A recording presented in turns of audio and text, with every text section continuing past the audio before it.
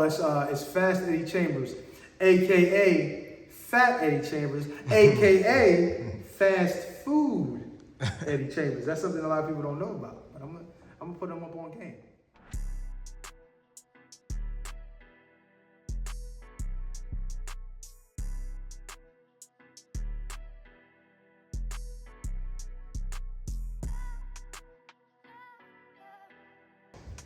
How I got into boxing was definitely through my dad. If it wasn't for him, I would not be in it. To be honest, I didn't want to do it. Even after I had a few fights, I still was looking for the reason to exit or looking for a way to exit.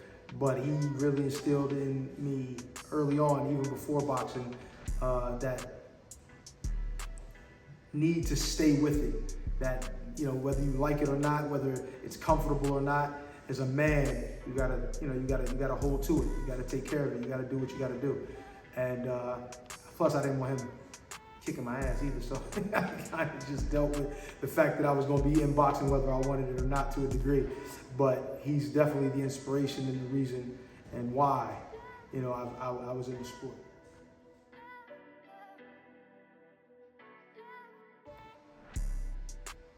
Good question.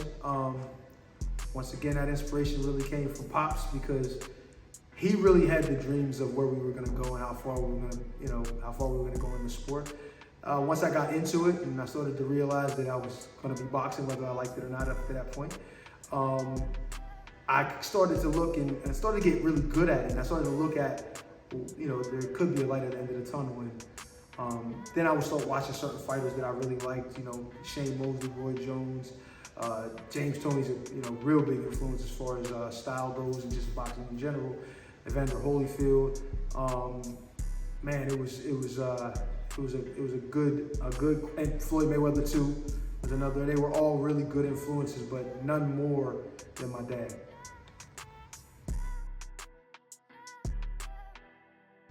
Fighting for the world title was a highlight, but not the way it ended. I mean, obviously.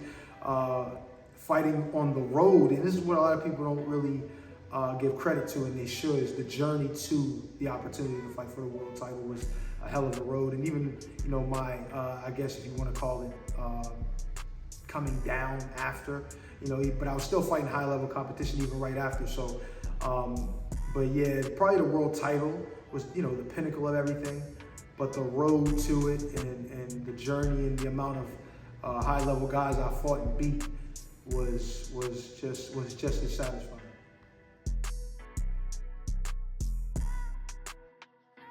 Well, I can run off my trainers. You know, my dad was obviously the first and one of the most influential, if not the most.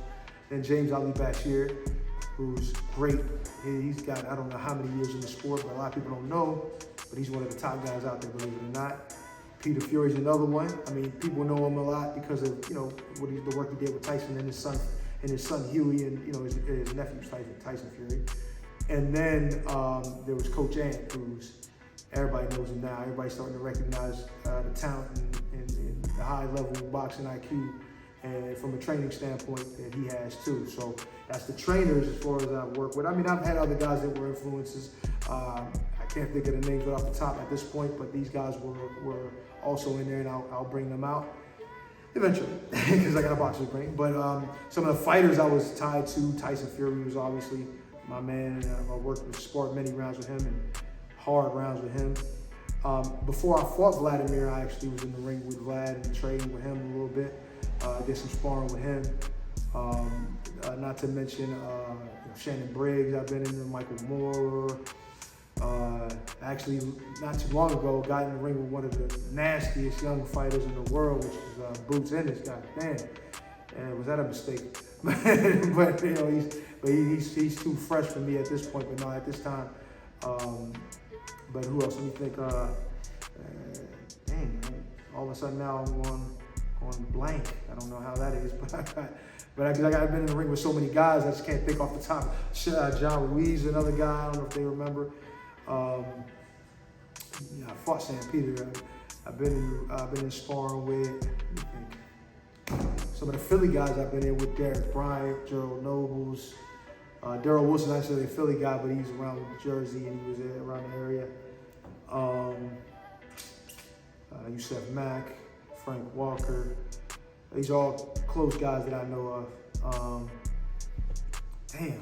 Joey Waco, my man. I was working with him not too long ago. Damn, why can't I think of any other guys? Amir Mansour, another Philly guy. Some more names will come to me. I didn't trust me. I got a lot more high-level guys. Hassan Rahman. I don't know how I forgot that. Monty Barrett, another one, is one of my guys. Man, there's so many dudes, man, I can't even think. But just to name a few, that was a good group.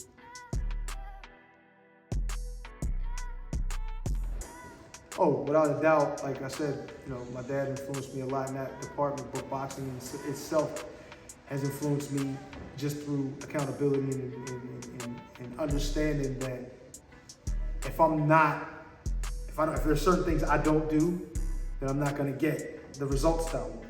So if it's, going to work or eating right or training properly or whatever it is that I'm doing and that happens to be part of work, I do it to the utmost because I understand the importance of that accountability, that discipline. Discipline is extremely important. A lot of guys don't have it, even adult guys.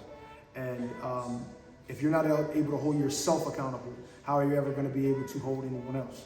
So as a trainer, accountability and discipline and just having that work ethic is extremely important to me and also whoever I'm training.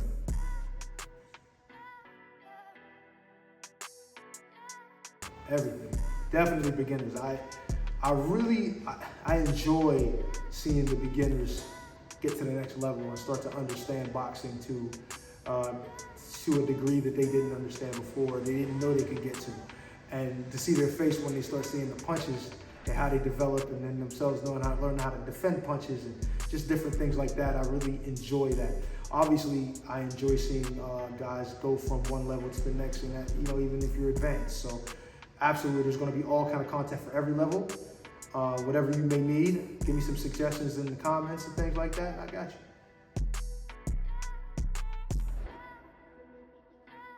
Oh man, it's just like you don't have to fight and be a fighter to train like one.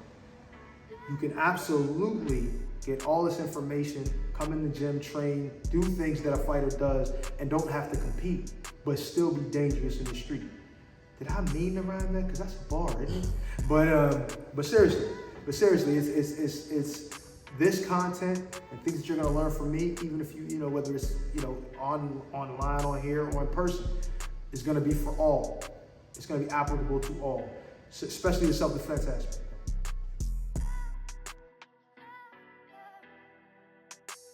Ooh, that's a great idea.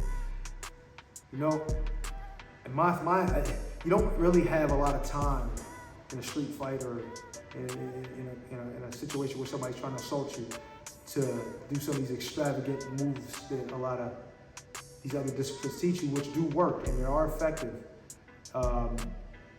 Boxing is immediate, quick, sharp, quick action, quick thought. Ends things quickly. And I think if you understand that from a self-defense perspective and you know how to put your hand up in a certain spot, turn the right hand over, the left hook behind it, it can be over in 2 seconds. And I'm not saying that it can't be over in 2 seconds with the MMA situation or with the martial arts situation of some other degree, but I just think boxing, when you're tied, and Andrew Tate said this, which is really intelligent if you think about it. If you're in a tight situation in a club or in a phone booth, you can't really be doing too much kicking in there. You know what I mean? So it's important in a self-defense matter to let those hands go quick.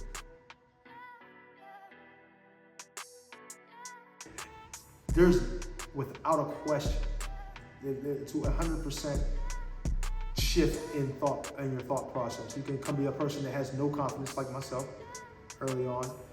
Then you come into a boxing gym, train, you learn some things, you get better physically, fitness-wise, and better, just overall better self-image. That right there obviously will raise your confidence to the highest degree.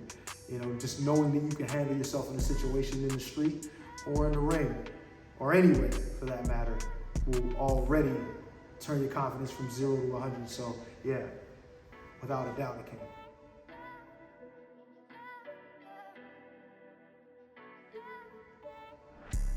long and the short of it is boxing information. Teach you how to defend yourself. Mainly that.